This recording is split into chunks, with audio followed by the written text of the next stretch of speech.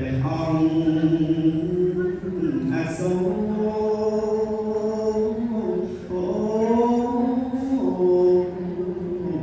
បុណ្យទាំងពីក្រៃហង្រតែអាណិតនេ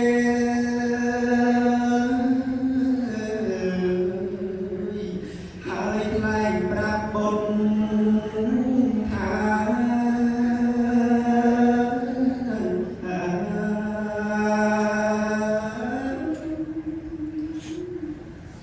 កូនអើយគុំយំមាន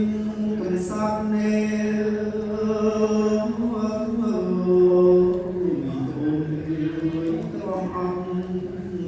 សិនទៅណាចាំបេតាเป็นឲ្យ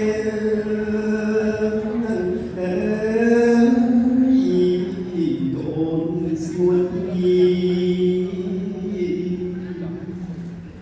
ស្រាប់តែរំខាន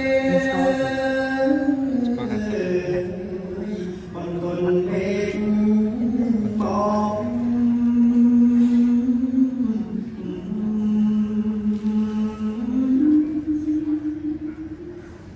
ស្ដេចដើ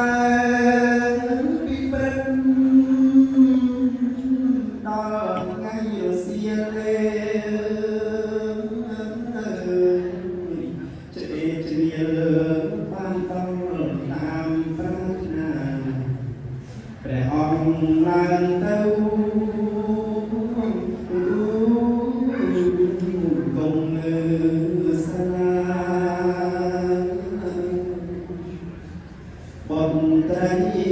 បន្ត្រា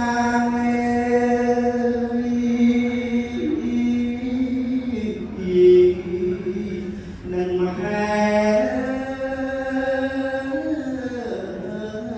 សីនេ